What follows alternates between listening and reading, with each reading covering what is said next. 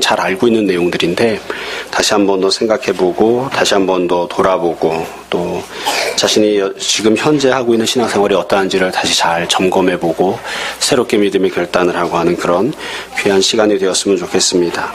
우리가 읽은 신명기 6장 말씀과 디모데후서 3장 말씀은 두 분이 다 너무나 유명한 부분이어서 사실 어렸을 때부터 신앙생활 하신 분들은 수련회 가면 한 번씩은 다 식사송구로 외웠던, 이거 외워야 밥을 주죠. 이제 그랬던 그런 구절들입니다. 너무나 유명한 그런 구절입니다. 신명기 먼저 6장 4절부터 9절 말씀을 먼저 잠깐 보려고 합니다. 4절에 보시면 처음에 이스라엘아 들으라 하면서 이제 말씀이 시작되죠. 그래서 모세가 이스라엘 백성들에게 하나님 말씀을 선포하면서 이 표현을 썼는데 이게 너무나 유명한 그런 표현입니다. 히브리어로는 샴마 이스라엘 그렇게 하죠. 그래서 이스라엘 백성들 앞에 놓고 선지자들이나 혹은 말씀을 증거하는 사람들 앞에서 제일 처음으로 이거를 선포합니다. 그러면 다 그 자리에 엎드려서 다 절을 하는 거예요. 그러니까 하나님 말씀을 들 때에 고개를 뻣뻣이 쳐들고서 이 말씀을 듣는 경우는 없었습니다. 그래서 모세나 제사장이 앞에 서서 샴마 이스라엘 하면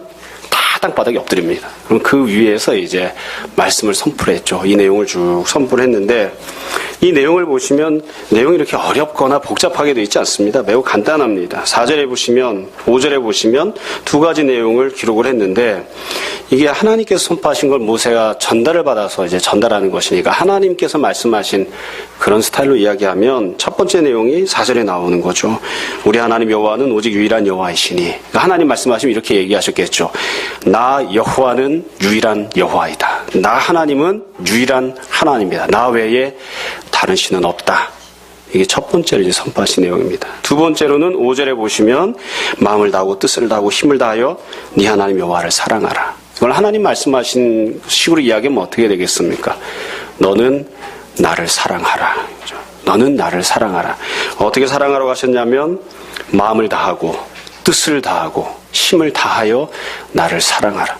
그냥 마음을 조금 두거나 또 뜻을 조금 두거나 그런 게 아니라 네가 갖고 있는 온 마음을 다해서, 마음을 온전히 다해서, 그리고 네가 갖고 있는 뜻을 다해서, 힘을 다해서, 네가 갖고 있는 목숨을 다하기까지 너는 나를 사랑하라. 이게 하나님께서 주신 그런 말씀입니다. 하나님께서 다른 신은 없다. 오직 나 하나뿐이니까 그것을 명심하고 너는 다른 무엇이 아니라 나를 사랑하는 자가 되라. 그렇게 말씀하셨습니다. 이게 사실은 구약 성경과 성경 말씀이 기록하고 있는 가장 중요한 대지입니다. 오직 한 분 하나님만이 참 신이시고 그렇기 때문에 하나님 백성된 자들은 모두가 다 다른 무엇이 아니라 오직 하나님만을 사랑하는 자로 살아야 한다. 이게 이제 하나님 말씀인 것이죠. 여러분, 신앙생활은 크게 두 가지 종류로 나눌 수 있습니다. 첫 번째는 하나님 이외의 것들을 우선시하는 신앙생활입니다. 하나님 이외의 모든 것들을 다 이 범죄에 집어넣는 거예요. 무엇이 되었든지 간에 하나님 이외의 무언가를 가장 중요하게 생각하는 거. 우리가 뭐 이렇게 저렇게 이야기하지만 너무나 쉽게 알 수 있습니다. 우리가 일상생활하면서 그런 식의 신앙생활을 하니까 교회 열심히 나오고 신앙생활 열심히 하고 기도도 열심히 하고 하지만 결국에는 하나님보다 돈을 더 사랑하는 사람들이 많이 있습니다. 기도 제목도 처음부터 끝까지 돈. 또 학교를 더 사랑하는 사람들도 있습니다. 기도 제목도 처음부터 끝까지 학교. 그렇죠? 남편이나 자식을 더 사랑하는 사람들도 있습니다. 그래서 기도 제목도 처음부터 끝까지 몽땅 다 남편, 자식 뭐 이런 것들만 기도하고 있는. 여하튼 이유열을 막론하고 하나님 이외의 다른 것들을 하나님만큼 중요하게 생각하는 그런 신앙생활을 하는 것이죠. 성경에서는 이 모든 것들을 가리켜서 그것이 대상이 돈이 되었던, 교회 건물이 되었던, 그것이 목사가 되었건, 그것이 자식이 되었건 그 모든 것들을 다 우상숭배라고 그렇게 이야기를 합니다. 아마 여러분들이 다 익히 들어서 잘 알고 있는 그런 내용일 것입니다. 여러분, 그래서 신앙생활은 하나님 이외의 그 무엇도 하나님의 자리에 앉히지 않는, 그리고 하나님보다 더 중히 여기고 있거나 하나님보다 더 깊이 생각하고 있는 것들이 있다면 그 모든 것들을 다 우리가 우상이라고 규정하고 우리 삶 속에서, 생각 속에서, 말하는 것 속에서 다 깨부셔버리는, 그게 바로 복음이고 그게 바로 진리입니다. 하나님께서 말씀하시는 이 내용을 풀어서 쭉 설명한 것 뿐이죠. 나 이외에 다른 신은 없다. 나 이외에 다른 신은 없다.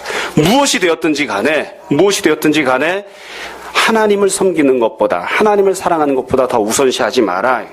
그래서 하나님 외에 다른 것들을 우상의 자리에 앉히는 여러 가지 모습들인데 그중에 가장 크게 우리가 범하는 게 바로 자기 자신을 하나님처럼 생각하고 자기 자신을 섬기는 생활을 하는 것입니다.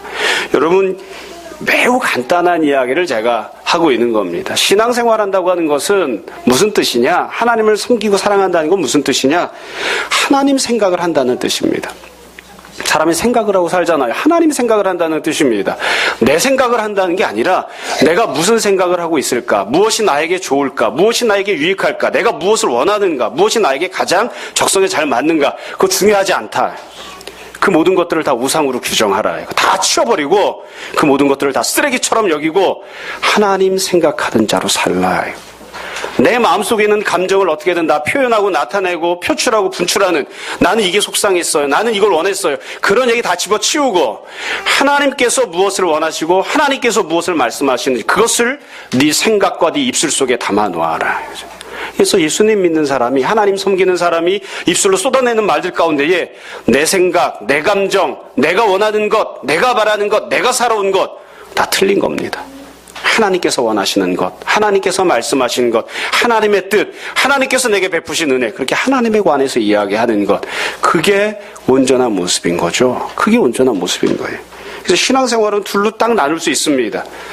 하나님 외에 다른 무언가를 중심으로 삼고 살아가는 신앙생활과 또 하나는 하나님 중심으로 살아가는 신앙생활입니다. 제가 목사니까 편안하게 이야기할 수 있습니다. 신앙생활을 하다 보면 종종 목사 중심으로 신앙생활을 하시는 분들이 있습니다. 100% 틀린 겁니다. 신앙생활을 하다 보면 종종 예배당 중심으로, 교회 건물 중심으로 신앙생활하는 경우들이 있습니다. 그것도 100% 틀린 겁니다. 원래 목사는 왜 존재하는 것입니까? 하나님 말씀을 증거하고 가르치라고 있는 것이죠. 그렇기 때문에 하나님이나 하나님의 말씀보다 목사가 더 위에 서 있을 수는 없습니다. 왜 예배당이 있는 것입니까? 하나님 섬기라고 있는 것이죠. 그렇기 때문에 하나님보다 예배당이 더 우선시 되어서는 안 되는 것이죠. 당연한 것입니다. 하나님을 생각하고 하나님을 기억하고 하나님을 사랑하고 섬기는 일이 항상 우선이 되고 그것이 항상 기준입니다. 그래서 우리가 하나님 앞에 설 때는 목사고 장로고 권사고 집사고 다 계급장 떼고 하나님 앞에 다 서는 것입니다. 이 땅 가운데 살아가면서 여러 가지 직분들을 다양하게 받아서 사역하고 직분 감당하고 살지만 결국 하나님 앞에 우리가 다 벌거벗은 모습으로 서게 될 것입니다. 하나님을 사랑하는 사람, 하나님을 섬기는 사람, 하나님 중심으로 신앙생활하는 사람이 있고 그 이외에 무엇이 되었든지 간에 하나님 외에 다른 것들 중심으로 신앙생활하는 그런 모습이 있습니다. 우리가 이 두 가지 중에 어떤 모습으로 신앙생활하는지를 잘 생각해 봐야 됩니다. 여러분, 다시 한 번 더 말씀을 드립니다.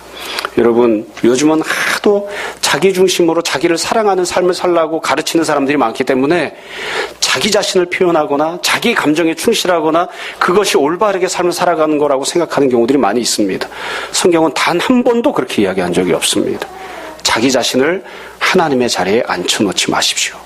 자기 자신을 너무나 열심히 섬기려고 하지 마십시오. 대충 입어도 되고 대충 먹어도 됩니다. 자기 자신을 하나님인 양 그렇게 생각해서는 안 됩니다. 우리는 다 하나님 섬기는 자들로 그렇게 살아가야 합니다. 그러면 하나님을 사랑한다는 것이 도대체 어떻게 해야 하나님을 사랑하는 것이냐? 이 부분에 대해서 신명기에서 간단하게 몇 가지 내용을 설명을 하고 있습니다. 우리가 잘 아는 내용입니다. 여러분 6절 말씀부터 보십시오. 6절 말씀에 보시면 신명기에서 나오는 명령들이 몇 가지가 더 나오는데 6절부터 9절까지입니다. 6절에 보시면 오늘 내가 너에게 명령하는 이 말씀을 너는 마음에 새기고 네 자녀에게 부지런히 가르치며, 이게 하나님을 사랑할 때 어떻게 해야 하는지에 대한 명령을 하고 있는 거죠. 너 자신도 그리고 너의 자녀도 하나님 말씀을 배우는 자들이 되라. 지금 그렇게 명령하고 있습니다. 이게 바로 이게 하나님 사랑하는 것이에요. 그러니까 하나님을 사랑하는 사람은 어떻게 하느냐? 하나님 말씀을 자기 자신의 마음에 새깁니다. 그게 하나님을 사랑하는 것입니다. 내가 하나님을 사랑한다고 하면서 말씀을 마음에 새기지 않으면 그건 그냥 입만 살아서 하는 신앙생활일 뿐이지 실제로는 하나님을 사랑하지 않는 것이죠. 또한 하나님을 사랑하는 사람은 자녀에게 말씀을 부지런히 가르칩니다. 자녀에게 말씀을 부지런히 가르치는 사람, 그게 하나님을 사랑하는 사람입니다. 내가 만약 자녀에게 말씀을 가르치지 않는다면 내가 온 정성을 다해서 하나님을 사랑한다고 고백하고 그게 내 진심이라고 이야기를 해도 그건 거짓말입니다. 아마 여러분들 자녀를 낳아서 키우는 사람들은 다 이 부분에 대한 부담감이 있을 겁니다. 우리가 자녀를 낳아서 키우다 보면 누구든지 자녀에 대해서 자신 있게 이야기할 수 없다는 고백을 하게 되죠. 아무리 열심으로 잘 가르치려고 해도, 아무리 기도해도 자녀가 옆으로 다른 길로 나갈 때들이 참 많이 있습니다. 근데 그건 여하튼 거기까지 내가 책임져 주지 못해도 내 몫이 있는 거죠. 내가 감당해야 될 책임이 있는 거예요. 자녀에게 말씀을 가르치는 사람이 되어야 됩니다. 어떻게 해요? 부지런히 가르치라. 부지런히 가르치라.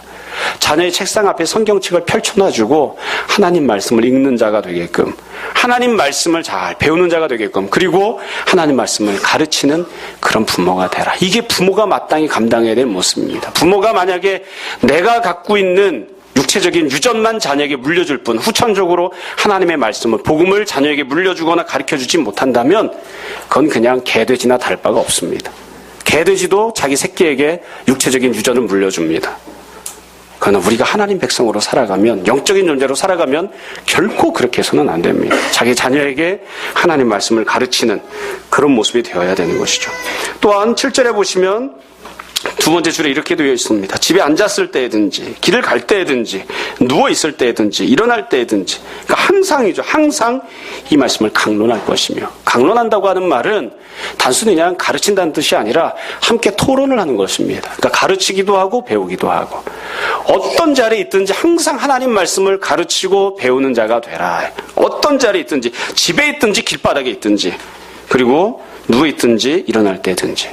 제가 설교를 준비하면서 가만히 생각을 해보았습니다. 집에 있을 때 하나님 말씀을 강론한 적은 많이 있었고, 길바닥을 갈 때, 길거리를 걸어가면서 하나님 말씀을 강론하고 이야기했던 적이 언제였던가를 가만히 생각해 보았습니다. 어느덧 보니까 저도 이게 참 시간이 지나면서 애들만 커가지고 첫째 녀석이 이제 고등학교 1학년이 됐잖아요. 이제 2학년이 될 판인데 가만히 생각해 보았어요.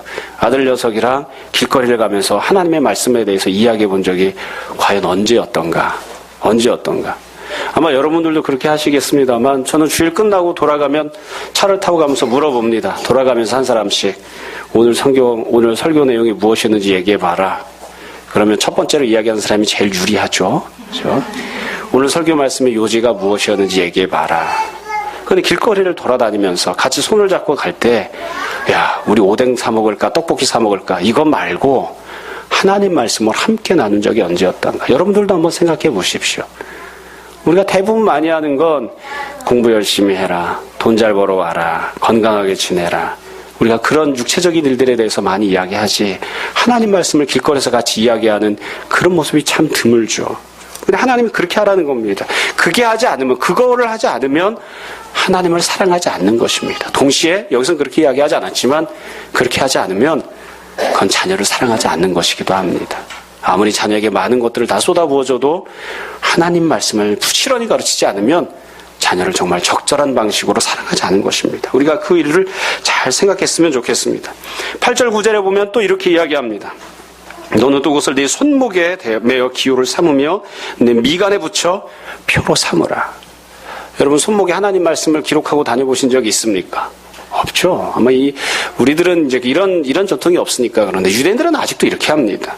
테필란이라고 해서 유대인들은 조그마한 상자를 만들어가지고 그 상자 안에 4구석으로 만들어서 종이에다가 성경 구절 4개를 써서 돌돌돌 말아가지고 그걸 머리에다 이렇게 맵니다. 머리에다 끈으로 묶고, 그것만 하는 게 아니라 손목에도 하나님이 말씀을 묶으라고 했기 때문에 이 끈으로 만들어가지고 또 이 팔목에다가도 상자에다가 성경 구절을 써가지고 이렇게 둘둘 묶습니다. 그래서 유대인 남자들이 회당에 들어올 때는 그거 안 하고 들어오면 못 들어옵니다. 여자는 안 해도 됩니다. 유대인들이 성인식을 하잖아요. 12살, 13살 되면 성인식을 하는데, 성인식을 하면 아버지가 그걸 사줍니다. 그리고 아버지가 직접 매주는 거예요. 머리에다가 딱 묶어가지고 성경 말씀을, 그 다음에 팔뚝에도 성경 말씀을. 그리고 여기 보시면 집 문설주와 바깥문에 기록할지라 해놨죠. 이건 매주자라고 해서 요즘도 유대인들은 그렇게 합니다. 우리는 집을 사면 문패부터 달죠. 그렇죠? 문패부에 대해서 누구 이름을 딱 단다고요. 우리나라에 대부분 남자 이름 딱 붙이죠. 그렇죠? 저희 집은 명의가 애들엄마 이름으로 되어 있기 때문에 애들엄마 이름 딱 붙이는 거예요. 문패를 달아서 이거 내 집이다 이거예요. 근데 유대는 그렇게 하지 않습니다. 매주자라고 해가서 성경 구절을 써서 성경 구절을 써놓은 나무로 만든 함을, 아니면 은으로 만든 함을 집 문에다 이렇게 딱 붙여놓는 거예요. 근데 이건 무슨 얘기냐면, 주일날 이 유대인들이 이제 안식일을 지키니까 안식일날 회당에 가면 길거리 다니는 사람들이 다 알아요. 보면 저 사람은 유대인이구나 알아요. 언젠가 말씀드린 적이 있습니다만 저도 성경책 들고 다니지 않거든요. 제 아는 목사님이 이거 치웠대요. 이 빔 프로젝트로 쏘여주는 거. 그리고 성도들에게 이야기했다는 거예요. 성경책 들고 와라. 길거리 다닐 때 네가 성도라고 하는 사실을 다른 사람들이 볼 수 있게 해라. 성경책을 옆에다 끼고, 성경책 끼고 담배 피우면서 올 수는 없잖아요. 그렇죠? 성경책 옆에 끼고 그리고 걸어와라. 그리고 나서는 저기 해라. 그러니까 유대인들은 자기가 하나님 믿는 사람인지 아닌지 딱 보면 알아요. 먹는 게 다르고 입는 게 다르고 그냥 단순히 단정하게 입는 게 아니라 이마에다 팔뚝에다 성경 말씀을 붙이고 다니니까 겉으로 보면 알 수 있죠. 다른 사람들이 보았을 때에 네가 하나님 말씀 사랑하는 사람이라고 하는 것을 분명히 알 수 있게 해라 이거예요. 여러분 이건 오늘날에도 매우 쉽게 이야기할 수 있습니다. 제가 늘 말씀드리죠. 학생은 자기 책상 위에, 직장인은 자기 직장 근무하는 곳 앞에 성경책을 갖다 꼽아놔라. 안 봐도 좋다. 꼽아놔라. 자기 직장에서 일하는 테이블 위에 성경책 꼽아놔라. 그리고 누가 술 마시자고 하거나 기집질하는 데 가자고 그러면 성경책을 이렇게 손가락으로 가리켜라. 나는 예수님 믿는 사람입니다. 다른 사람들이 보고 알 수 있게끔 해라. 하나님 말씀을 사랑하는 것을 다른 사람들에게 보여주는 그런 자가 되게끔 하라고 그렇게 말씀하고 있습니다. 여러분, 하나님을 사랑한다는 게 어떠한 뜻입니까? 하나님을 사랑한다는 건 어떻게 행동하라는 뜻입니까? 하나님 말씀을 사랑하는 자가 되라는 뜻입니다. 하나님 말씀을 잘 배우고 하나님 말씀을 잘 가르치는 자가 되라. 그리고 그 안에 기록된 대로 늘 순종하는 삶을 살라. 이게 하나님 뜻대로 살아가는 사람들, 하나님 사랑하는 사람들이 살아가는 삶의 모습입니다. 여러분 뒷부분에 디모데후서 말씀을 봅시다. 똑같은 내용이 반복해서 나옵니다. 구약에서만이 아니라 신약성경에서도 똑같이 명령을 하죠. 12절부터 보시면 이렇게 이야기를 합니다. 현재 디모데 교회, 디모데를 향하여서 디모데가 살고 있었던 2000년 전 세상을 향해서 바울이 뭐라고 이야기하냐면 12절을 보세요. 우리 그리스도 예수 안에서 경건하게 살고자 하는 자는 박해를 받으리라. 악한 사람들과 속이는 자들은 더욱 악하여져서 속이기도 하고 속기도 하나니. 그러니까 이 세상이 어떠한 세상이냐면 세상에는 악한 자들이 있다. 속이는 자들이 있다. 여러분 우리가 텔레비전 보다 보면 뉴스를 보다 보면 원래 뉴스는 나쁜 소식이 나오는 곳이 뉴스죠. 좋은 소식이 전해지는 곳이 아니에요. 세상에 저런 일이 있을까? 그런 소식들이 알려지는 곳이 이제 뉴스고 방송들이잖아요. 세상을 보면서 성도들이 그런 얘기를 할 때가 있어요. 어떻게 저렇게 나쁜 놈이 있을까? 원래 세상은 그렇습니다. 가끔씩 보다 보면 성도들이 통치자들을 향해서 실망할 때가 있어요. 어떻게 위정자가 저렇게 할 수 있을까? 원래 위정자는 죄를 행하라고 있는 겁니다.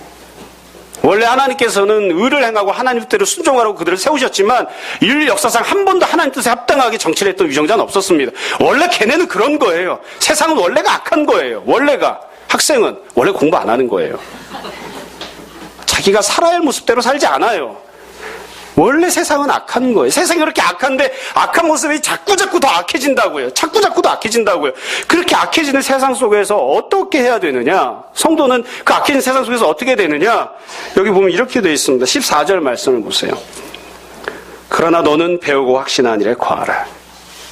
사도 바울이 자기의 영적인 아들인 디모데를 향해서 이 딱 한 가지를 권면했습니다. 이 부분에서는 성경 말씀을 배워라. 그리고 성경 말씀을 배운 다음에 그 배운 것을 통해서 알게 된 것, 확실한 것, 성경 말씀에 써있는 진리의 하나님 말씀, 그것 안에 거하라. 그대로 실천하고 행동하는 자가 되라. 그러니까 세상이 날로 악해지니까 어떻게 해야 된다고요? 하나님 말씀을 배우고 그 하나님 말씀대로 실천하는 자가 되라 이거예요.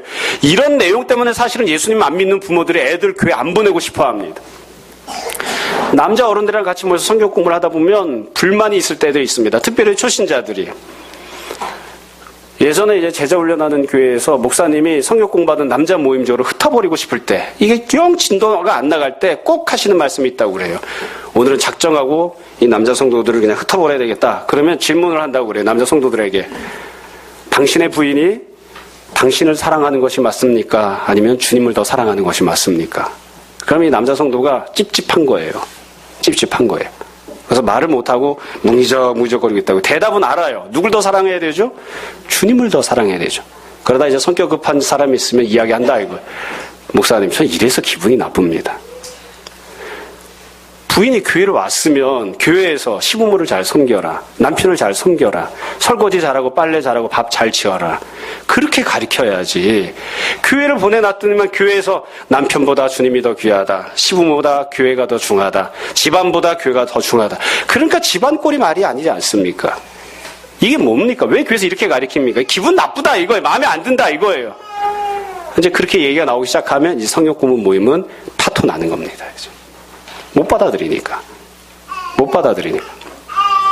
여러분, 이 부분도 마찬가지예요. 애들을 교회 보내놨어요. 엄마는 주일도 다 빼먹고 학원에 보내고 싶은데 애를 교회 보내놨어요. 교회에서 뭐라고 가르치죠? 학교보다 교회가 중하다. 제가 말하는 식으로 이야기하면 학교는 졸업하지 못해도 살 길이 있지만 교회를 나오지 않으면 살 길이 없다. 공부는 못해도 살 길이 있지만 주님을 열심히 믿지 않으면 살 길이 없다. 세상에서 아무리 너를 뒷받침해주고 너를 도와주려고 해도 주님이 너의 인도자가 되어주시지 않으면 넌 살 길이 없다. 왜 교회에서 그렇게 가르칩니까? 세상이 이렇게 날로날로 악해지고 세상이 얼마나 치열한데 이 세상 속에서 살아남으려고 하면 얼마나 힘든데 열심히 살아라, 성실하게 살아라, 공부 열심히 해라. 교회에서 지금 그렇게 가르쳐줘도 지금 될똥말똥한데 교회를 보내놨더니만 교회에서 뭐라고 가르쳐요? 세상이 날로날로 악해지니까 삶이 치열해지고 먹고 살기가 너무 힘들어지니까 너는 말씀을 배워라. 그리고 말씀대로 순종하고 그렇게 살아가는 자가 되라. 그렇게 해서 어떻게 먹고 삽니까? 어떻게? 불신앙하는 이 신앙생활을 별로 하지 않은 부모들은 뭘 원하냐면 그거예요. 교회를 보내주면 얼른 아침 예배 드리고 너 집에 가서 공부해라. 교회에서 그렇게 가르쳐줘야 되는 거 아닙니까? 왜 근데 그렇게 안 하고 얼른 밥 먹고 얼른 예배 드리고 밥 먹고 집에 가라가 아니라 하루 종일 교회에 있어라. 왜 교회에서 그렇게 가르칩니까? 그러니까 기분 나쁜 거예요. 그러니까 안 보내고 싶은 거예요. 여러분, 우리가 다 잘 알잖아요. 왜 주일학교가 망하게 되었느냐? 교회 요인들도 있지만 대입제도가 주일학교의 부분과 직접적으로 연결되어 있습니다.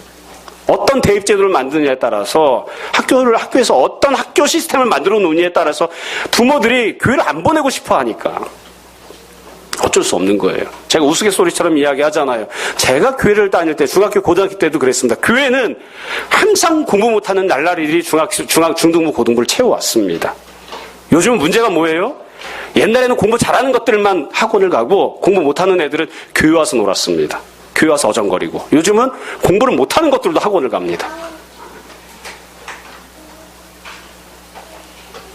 다 세상이 악해지니까 치열해지니까 어떻게든 먹고 살기 위해서 세상에 맞춰 살아야 된다. 그렇게 생각하는 거예요. 근데 바울은 지금 그렇게 이야기하지 않아요. 자기 영적인 아들인 디모데에게 세상이 날로 악해지고 치열해지고 먹고 살기 힘들어진다. 그러므로 너는 하나님 말씀을 배우는 자가 되라. 하나님 말씀을 배우는데 시간과 열정과 물질을 쏟아붓는 자가 되라. 그리고 그 말씀대로 순종하는 자가 되라. 이게 바울이 이야기하는 겁니다. 이게 하나님을 사랑하는 것입니다. 여러분, 그러면서 하나님 말씀이 성경이 어떠한 유익을 주는지에 대해서 이야기를 하죠. 여러분 15절에 보시면 또 어려서부터 성경을 알았나니 성경은 너희 너로 하여금 그리스도 예수 안에 있는 믿음으로 말미암아 첫 번째로 구원에 이르는 지혜가 있게 하느니라.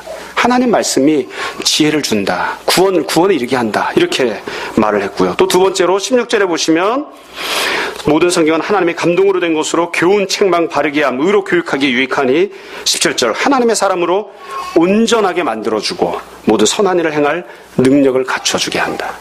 그래서 성경 말씀을 배우고 그 안에서 순종하며 살라고 하는 것이 한 사람으로 하여금 구원받는 자리에 이르게 하고 또 그 사람이 온전한 성도가 되게끔 그렇게 만들어준다. 그렇게 이야기합니다. 이 부분도 잘 우리가 생각해 봐야 됩니다.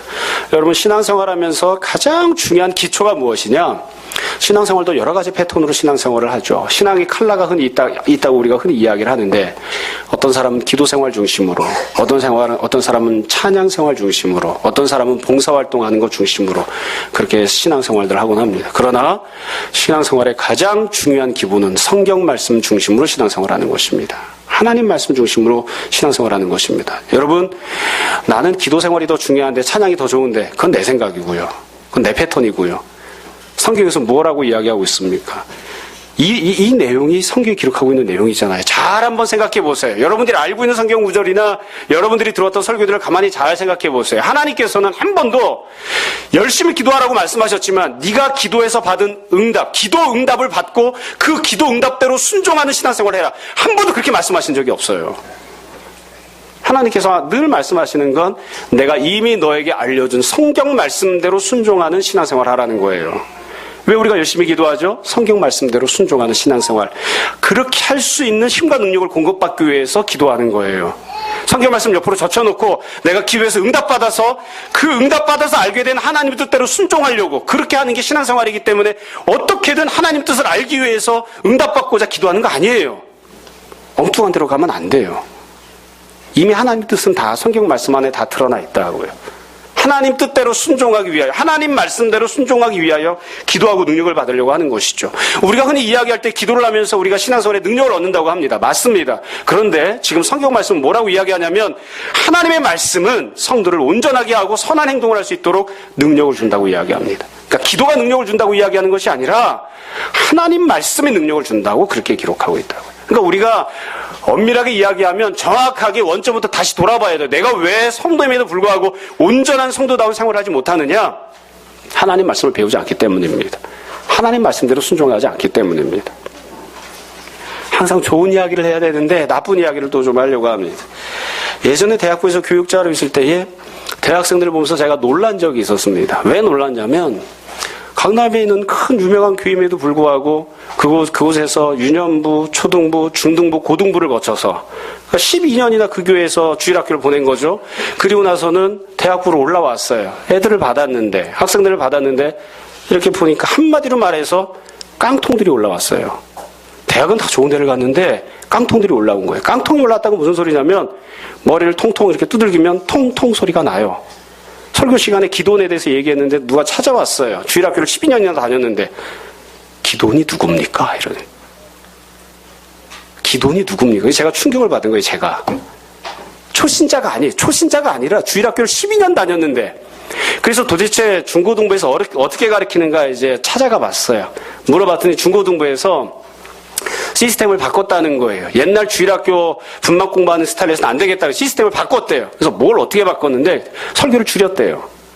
설교를 줄이고 앞에 동영상을 설교와 관련되어 있는 도입을 해주는 동영상을 한 10분 보여주고 설교를 한 15분 하고 그 다음에는요. 분막 공부를 할 때 어떻게 하냐면 분막 공부할 때 애들을 조별로 묶어가지고 애들이 자기 의견을 발표하도록 이렇게 자기 생각들을 쭉 이야기하고 우리가 흔히 청년들이나 어른들이 하는 쉐어링하는 그런 중심으로 주일학교 시스템을 바꿨다는 거예요. 그러니까 애들이 성경 말씀을 들은 거는 쥐꼬리만큼밖에 없고 지 생각들을 계속 얘기하는 거예요. 교회 왔는데 뭐 때문에 자기 생각을 그렇게 끊임없이 이야기합니까? 집에 앉아서 차라리 텔레비전이나 보지. 예배당에 모여서 우리가 함께 예배드리고 하나님 말씀을 배우려고 하는 것은 기록되어 있는 성경 말씀을 배우고 그 성경 말씀을 읽고 그 성경 말씀을 이해하고 그 말씀을 기준 삼아서 나 자신을 돌이켜보기 위한 것이지 내 생각, 내 감정, 내 경험을 자꾸 쏟아놓기 위해서 나오는 게 아니에요. 근데 중학교, 고등학교 다니는 애들이 벌써 뭐만 하고 있냐면 자기 생각을 계속 얘기하는 거예요. 교회 와서 주일학교 분반 공부 시간에 자기 생각을 뭐 때문에 자꾸 얘기를 하는데 뭐 때문에 자꾸 자기 생각, 자기 감정을 자꾸 이야기를 하는데 그 얘기에서 어디다 쓰려고 하나님께서 뭐라고 말씀하시는지 듣는 거죠. 입을 다물라. 입을 다물라. 귀를 열고 하나님 말씀을 들으라. 네가 말하고 싶은 내용 말하지 마라. 입 다물어버려라. 하나님이 주시는 말씀이 있건 말하지 마라. 말하지 마라. 그게 안 된 거예요. 세상에서도 학교에서도 계속 그렇게 가르치니까 교회도 최신식 교육을 도입한다고 그렇게 한 거죠. 망한 겁니다. 그래서 12년을 가르쳐놨더니만 애들이 대학생 올라와서 어떠냐면 성경을 몰라요. 깡통들이 올라왔어요.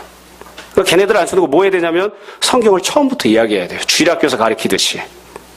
여러분 성경 말씀은 누가 뭐래도 주입식으로 배우는 겁니다. 세상에서는 뭐라고 떠들어도 성경 말씀은 주입식으로 배우는 겁니다. 읽고 외우고 읽고 해석하고 듣고 또 묵상하고 거기다 자기 생각 첨가할 필요 없어요.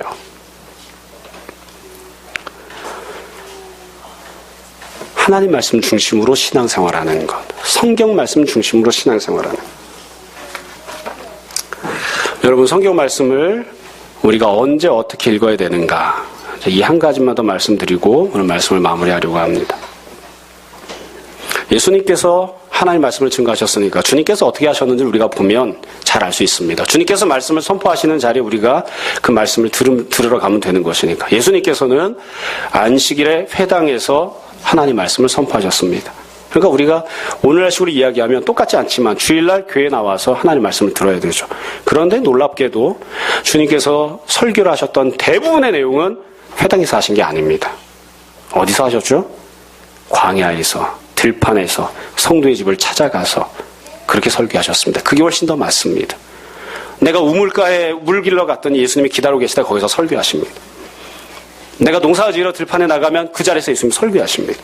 그러니까 예수님께서 설교하신 장소들을 보면 회당에서만 설교하신 게 아니라 성도의 집에서도 설교하시고 길바닥에서도 설교하시고 삶의 자리에서도 설교하시고 직장에서 설교하시고 계속 모든 곳들에서 설교하셨어요. 설교하셔도 시간은요. 안식일만 설교하신 게 아니에요. 아침에도 설교하시고 점심에도 하시고 저녁에도 하시고 평일에도 계속 설교를 하셨다고요. 어떤 분이 그렇게 이야기하더라고요. 옛날에는 먹고 살 것도 없고 농사 짓고 하니까 농번기 지나고 나서 농한기가 되면 그렇게 그냥 시간이 많아서 그런 거지. 그때도 다 바빴어요. 그때도 다 바빴어요. 우리만 바쁜 게 아니에요. 여러분 하나님 말씀을 언제 들어야 됩니까? 주일날만 듣는 게 아니에요. 월요일에도 화요일에도 수요일에도 목요일에도 금요일에도 토요일에도 하나님 말씀 들어야 됩니다. 어디에서 들어야 되죠? 교회에서만 들어야 되는 게 아니에요. 길바닥에서도 들어야지 되고 자기 집에서도 들어야지 되고 직장에서도 들어야지 되고 자기가 있는 모든 곳에서 들어야 돼요. 예수님이 그렇게 말씀하셨으니까. 신앙생활하는 기본으로 돌아갑시다. 기본이 무엇입니까? 하나님 중심으로, 말씀 중심으로 돌아가는 것입니다. 내가 신앙생활할 때 기본이 잘 되어 있는가? 아주 중요한 첫 번째 첫걸음이 무엇이냐? 하나님 말씀을 내가 사랑하고 있는가? 하나님 말씀을 내가 열심으로 읽고 하나님 말씀을 열심으로 외우고 하나님 말씀대로 순종하려고 하고 있는가? 그게 제일 중요한 기본입니다. 사회봉사활동 물론 중요합니다. 찬양 중요합니다. 기도하는 것 중요합니다. 그러나 하나님 말씀이 기본이 안 돼 있으면, 기초가 안 돼 있으면 다 모래 위에 집을 짓는 것입니다. 여러분 참 감사하게도 성경을 배우고 가르치는 것은 머리가 좋지 않아도 됩니다. 베드로도 배웠으니까. 성경을 배우고 가르치는 것은 직업이 좋지 않아도 됩니다. 베드로도 다 배우고 가르쳤으니까. 성경을 배우고 가르치는 것은 인류대학 안 나와도 됩니다. 모든 어머니들이 다 성경을 가르칠 수 있습니다. 모든 아버지들이 다 성경을 가르칠 수 있습니다. 내가 하나님 말씀을 가르치고 배우는 자가 되겠다는 마음을 갖지 않아서 그렇지 누구든지 다 할 수 있는 거예요. 우리 어렸을 때부터 늘 부르던 우리 찬송가도 있잖아. 나의 사랑하는 책 비록 헤어졌으나 나의 사랑하는 책 비록 헤어졌으나 저는 어려서부터 한참 때까지 헤어졌다는 게 빠이빠이하고 이별했다는 건 줄 알았어요. 설교식을 많이 봐가지고 낡았다는 거잖아요. 지금 깨닫는 분도 계시군요. 나의 사랑하는 책 비록 헤어졌지만 내가 너무 성경책을 사랑해서 너무 많이 봐가지고 이게 낡은 거예요. 낡은 거. 어머님의 무릎 위에 앉아서 듣던 그 말씀. 저는 몇 번 말씀드렸지만 어머님 무릎 위에 앉아서 성경 말씀 들어본 적이 없어요. 내가 우리 엄마를 전도했으니까. 저랑 아무 상관이 없는 찬송이에요, 사실은. 우리 애들은 안 그래요. 우리 애들은 안 그래요. 그게 감사한 거죠. 여러분, 우리가 하나님 말씀을 사랑하고 읽는 자리로 돌아가 있습니까? 스스로에 대해서 다시 한번 생각해 보십시오. 우리는 하루에 몇 분 성경을 읽습니까? 우리는 하루에 몇 분 성경을 읽습니까? 우리는 한 번 앉은 자리에서 몇 분 성경을 읽고 앉아 있습니까? 3분? 네, 3분. 우리 다영이 예뻐요. 자, 여러분 기본으로 돌아갑시다. 새해에는 우리가 어떻게 신앙생활을 할까? 성경 말씀을 열심히 읽읍시다. 제가 어려운 얘기 이야기하는 게 아니잖아요. 다 알고 있는 걸 이야기하는 겁니다. 성경 말씀을 열심히 읽읍시다. 생각 속에 내가 갖고 있는 생각 싹 다 꺼집어내버리고 하나님 말씀으로 가득 찬 생각을 하는 사람. 이야기할 때에 내 생각, 내 감정 이거 자꾸 쏟아내느라 나도 힘들잖아요. 그거 말고 싹 다 뽑아내버리고 하나님 말씀을 이야기하는 사람. 우리가 주일 오후에 조별 모임을 하잖아요. 무슨 얘기하라고 조별 모임 하는 거죠? 우리가 일주일 동안 살면서 힘들고 어려웠던 거 다 이야기하고 쉐어링하라고 조별 모임 합니다. 그러나 그 시간 하나님 말씀 나누라고 하는 것입니다. 하나님 말씀대로 내가 이렇게 은혜를 받았습니다. 하나님 말씀대로 내가 이렇게 살지 못했습니다. 회개하고 감사하고 그렇게 하라고 하는 것이지 감정을 배설하라고 그렇게 모아놓은 게 아니에요. 우리 다 경험해봐서 알잖아요. 암만 이야기해도 속이 후련하지 않아요. 여러분 새해에 어떻게 하면 좋을까? 다시 한번 잘 생각해 보시기 바랍니다. 설교를 준비하면서 저도 마음속에 다시 한번 다짐을 해봤습니다. 제가 처음에 교회를 개척할 때가 99년입니다. 99년도에 교회를 개척할 때 정말 기쁘고 감사했었습니다. 왜 그랬냐면 제가 제일 좋아하는 게 성경이 있는 건데 이제 원도 한도 없이 성경만 읽으면 됩니다. 성도가 없기 때문에 신방 갈 데가 없습니다. 특별히 뭐 행사가 없기 때문에 할 일도 없어요. 처음에 교회에 낙성대 지하실에 개척을 했을 때에 저희 교회당 옆에 뭐가 있었냐면 이렇게 밍크코트 이런 거 만드는 공장이 있었거든요. 제가 그분들을 보면서 늘 마음속에 의아해했어요. 직원이 사장님이랑 부장님 두 분이에요. 근데 보시면 뭘 하나 이렇게 보면 항상 아침부터 저녁까지 화토를 치세요. 화토를 치고 짜장면 시켜 먹고. 그래서 제가 저분들은 저렇게 해서 어떻게 직장 저게 유지가 될까 고민을 했었어요. 쓸데없는 걱정을 해주는 거죠. 근데 어느 날 집에 와서 자기들은 둘이니까 화토라도 치는데 저 사람은 아침에 나와서 저녁에 들어가는데 혼자 나와 있단 말이죠. 혼자 뭐를 하는 걸까? 아침부터 저녁까지 성경 읽고 앉아 있는 거예요. 너무 좋더라고요. 부목사 가지 않아서 신방 다니지 않아서 그냥 성경만 읽고 앉아있는 게 너무너무 좋았어요. 설교를 준비하면서 그 생각을 다시 해보았습니다. 여러분 성경 읽기 우리가 다 해봤으니까 아실 거예요. 빠른 속도로 읽는 테이프 틀어놓으면 8시간이면 신약 성경 한 번 읽습니다. 저는 눈으로 읽으면 그 속도로 읽을 수 있습니다. 2014년도에는 일주일에 한 번씩은 신약 성경을 읽어야 되겠다. 하루에 한 2시간쯤만 읽으면 돼요. 하루에 한 2시간쯤만. 그러면 일주일에 한 번 신약 성경을 읽을 수 있어요. 저는 평생 아직 신약 성경을 한 번도 못 읽어봤는데요. 작년에, 올해 아직 한 번 신약 성경을 못 읽어봤는데 혹시 그런 분들 계십니까? 다시 한번 생각해 봅시다. 우리가 하루에 몇 장을 읽든 한 30분씩만 성경 말씀을 읽고 성경 말씀을 소리내어 묵상하면 우리 삶이 바뀔 것입니다. 그리고 그게 신앙생활의 기본입니다. 여러분 다 하나님 사랑하는 성도들 되시기 원합니다. 그리고 하나님 말씀 사랑하는 여러분들이 되셔서 말씀을 잘 배우고 말씀대로 잘 순종하는, 내가 다른 건 잘 모르지만 하나님 말씀은 잘 알고 있습니다. 그리고 어떻게든 그렇게 살려고 노력하고 있습니다. 나는 주식시세가 어떤 게 오르고 내리는지는 잘 모르지만 무엇이 하나님 뜻에 순종하며 살아가는 것인지는 잘 배우고 알고 있습니다.